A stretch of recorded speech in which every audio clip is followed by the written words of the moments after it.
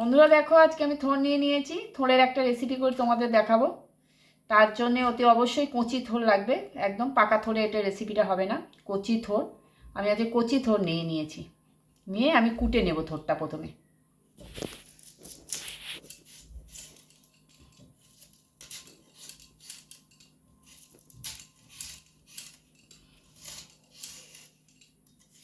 থোড় কোটা একটু ঝামেলা আছে, একটু ধৈর্য ধরে কুটতে হয়।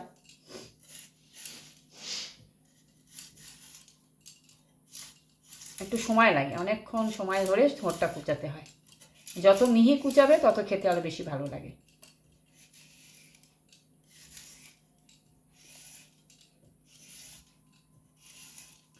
থোড়টা একদম কচি।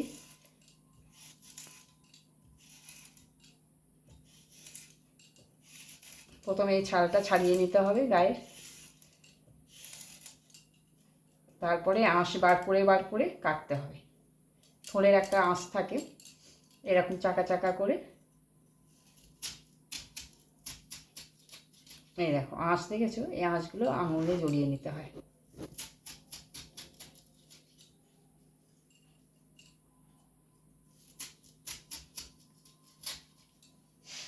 যত কচি থোড় হবে তত আঁশ বেশি হবে।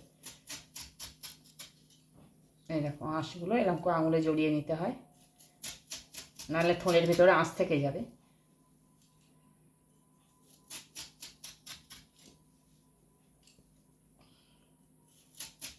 চাকা চাকা করে কেটে নেবো, নিয়ে তবে জিরি জিরি করে একদম আলুর মতন জিরি জিরি করে কুচিয়ে নেব।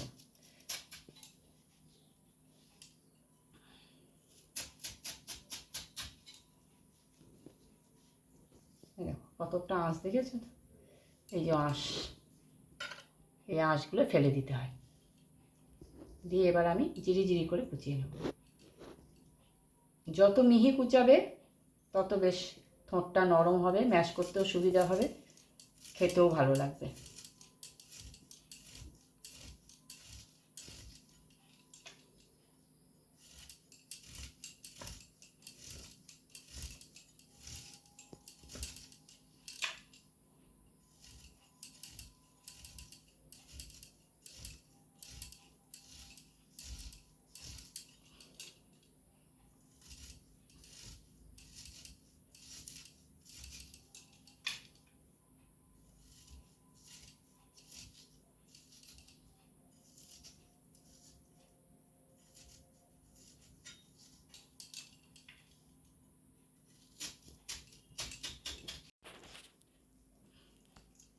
এই দেখো আঁশ, এই আঁশগুলো ফেলে দিলাম।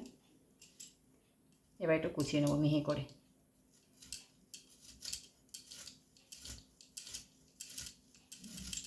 এরকম করে আমি পুরো থোড়গুলো কেটে নেব।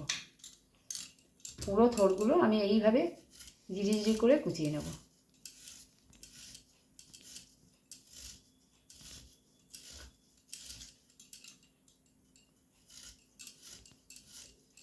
অনেক সময় ধরে ধৈর্য ধরে কুটতে হয়। অনেকেই এই সময়ের জন্য, ঝামেলার জন্য এই থোড় টোড় খায় না, কিন্তু থোড় খাওয়া খুবই ভালো। থোড়ে প্রচুর পরিমাণে আয়রন থাকে।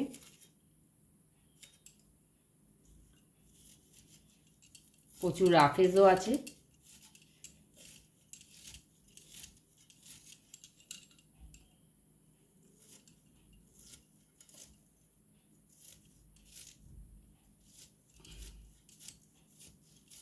দেখছো জিরি জিরি করে কীরকম কুচাচ্ছি।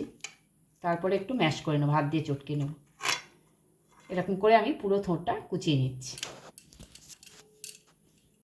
থোড়টা একটু হলুদ দিয়ে রাখছি, থোড় প্রচুর আয়রন তো থোড় কালো হয়ে যায়। একটু থোড় দেবো আর এই একটুখানি হলুদ দেবো থোড়ে, আর একটু নুন দেব। নুনটা দিলে থোড়টা নরম হয়ে যাবে, একটুখানি চটকে নিতে সুবিধে হবে। একটু হলুদ মাখিয়ে রাখলাম, একটু নুন মাখিয়ে রাখলাম, থোড়টা আর কালো হয়ে যাবে না।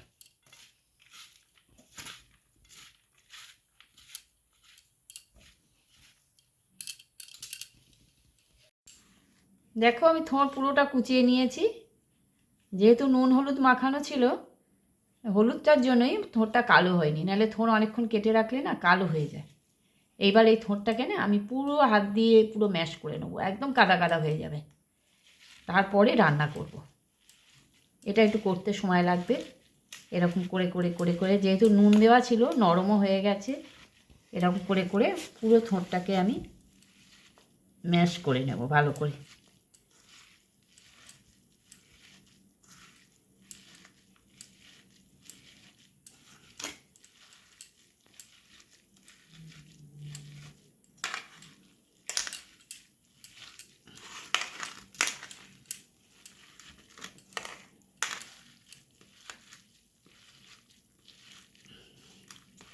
যতটা পারবো নরম করে নেব, তাহলে খাওয়ার সময় খুব সুবিধা হবে, খেতে খারাপ লাগবে না, নাহলে কচকচ করে গালে পড়ে তো।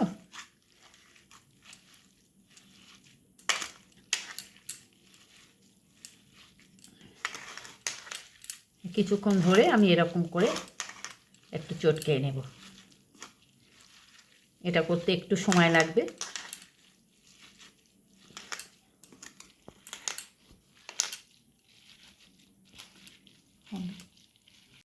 দেখো বন্ধুরা, এই থোঁটা পুরো চটকে নিয়েছি একদম, দেখো একদম পুরো কাদা কাদা হয়ে গেছে।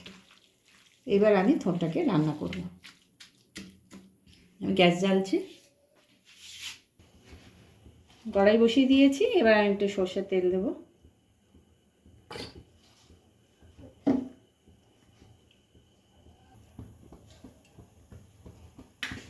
দেখো একটু ফোড়ন দেবো এবার।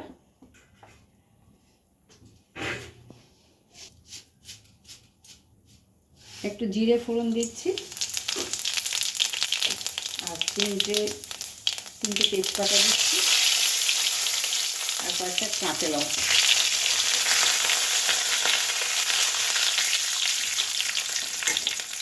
এবার আমি দেখো গোবিন্দভোগ চাল তেলের মধ্যে দিয়ে দেবো।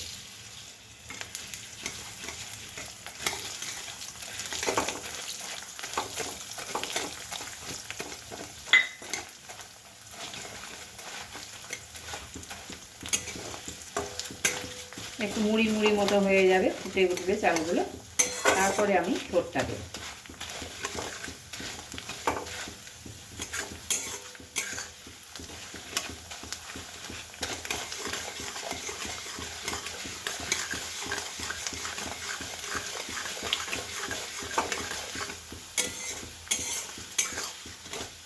আমি চালগুলো প্রায় হয়ে এসছে, ফুটে গেছে চালগুলো।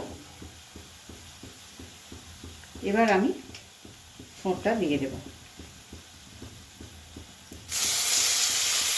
একটু জলটা একটুখানি ছেঁকে নিতে হবে, জলটা দেবো না, জলটা একটু চিপে চিপে ঠোঁটটা দিয়ে দেবো।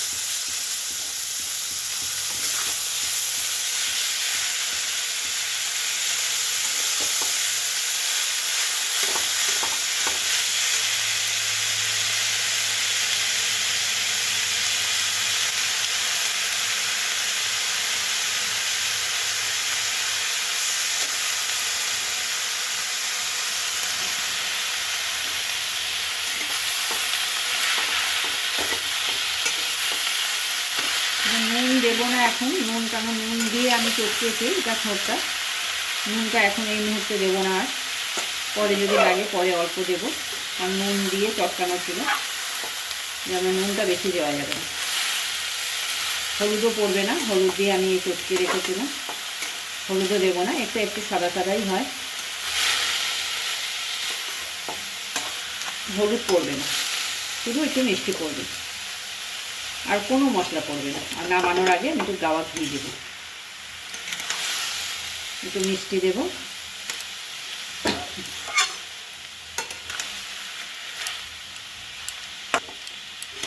ভাতের সাথে খুব সুন্দর লাগে খেতে। এবার একটু মিষ্টি দিয়ে দেবো, দেখো একটু চিনি দিয়ে দিচ্ছি, একটু মিষ্টি মিষ্টি হবে, ভালো লাগবে খেতে।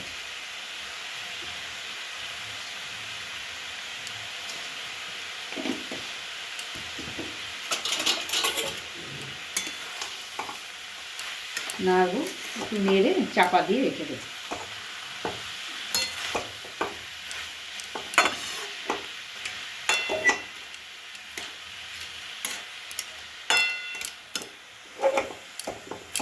এবার একটু চাপা দিয়ে রেখে দিই।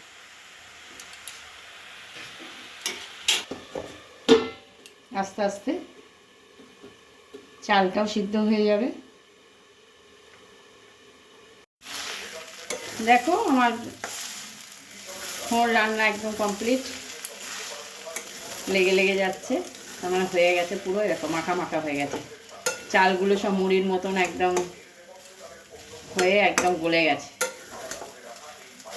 এর সাথে মেখে গেছে। একটু থোড়ের একটু গোবিন্দভোগ চালের গন্ধ স্মেল আসে, খুব ভালো লাগে। এবার আমি একটু শুধু গাওয়া ঘি দিয়ে দেবো।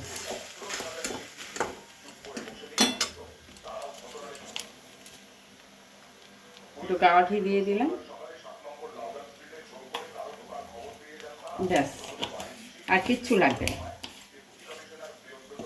সেরকম কোনো মশলাই লাগে না, কিন্তু খেতে অপূর্ব হয়।